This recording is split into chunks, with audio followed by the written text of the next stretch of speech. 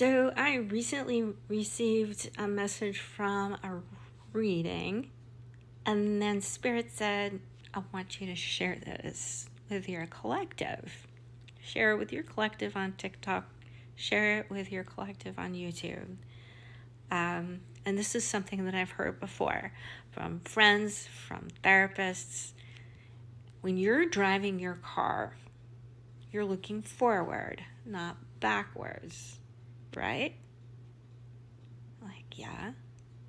So stop looking in the past. Stop looking behind you. If you keep looking behind you, you can't move forward.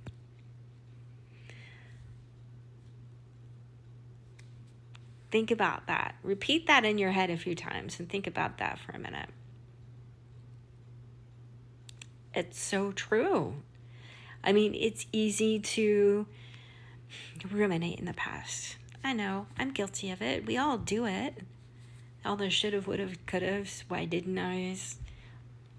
Right?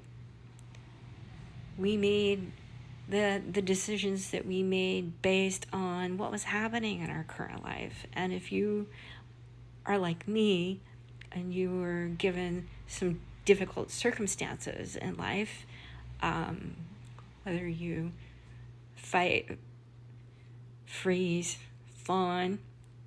I did a lot of freezing and fawning. I've started fighting recently. A little fighter is coming out of me now. Not that I suggest that, because it's not the best thing in the world to do.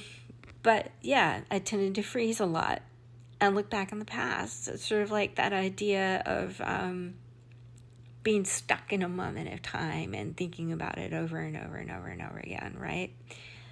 And I do that because I constantly misjudge myself of what I should have done and why didn't I do that differently, and just beat myself up for,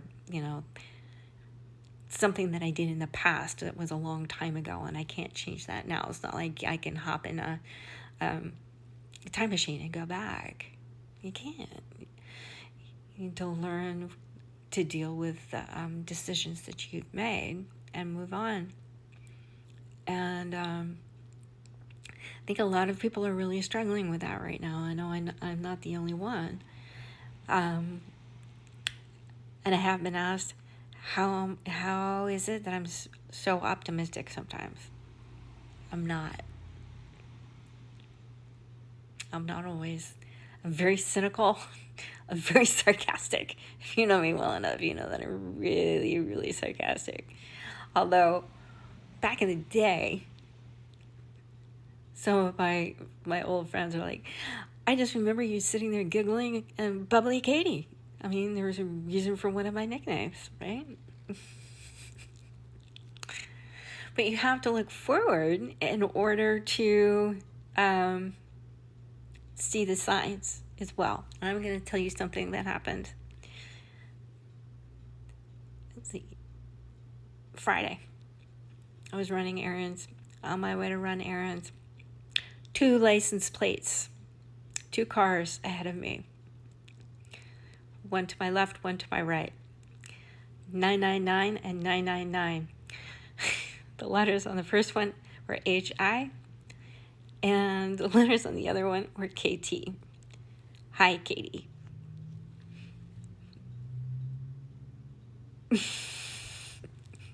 Of course, one of my many nicknames is Katie.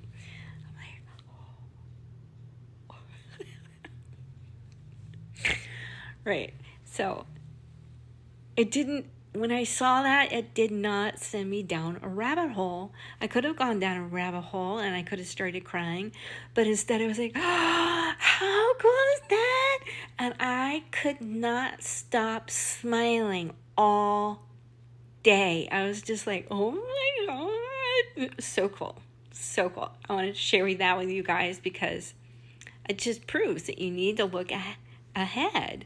And you'll be given signs that you're going the right direction, right? I wouldn't have seen the hi Katie if I were looking in my rearview mirror.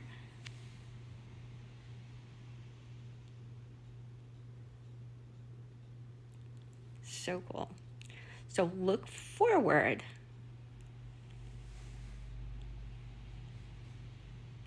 Keep driving forward and you'll get to where you want to go eventually. And if you get rerouted, it's okay. It's sort of like your internal GPS. If you set a goal, you might get rerouted here and there because you don't know whether there's going to be blockages in the road. You don't know when there's going to be an accident. You don't know, your internal GPS will take you where you need to go. It's better than your GPS on your maps or that old thing that I had in my car that took me to strange places before I was supposed to go where I was going. Right. Although someone said that they thought that my old GPS system was haunted, it probably was. Considering the amount of cemeteries it took me by, it probably was. Anyway, look forward to the possibilities in the future. Do your best to stay optimistic. And I know it's not always the easiest thing in the world to stay optimistic, especially with what's going on in the world and around us, or even in your life.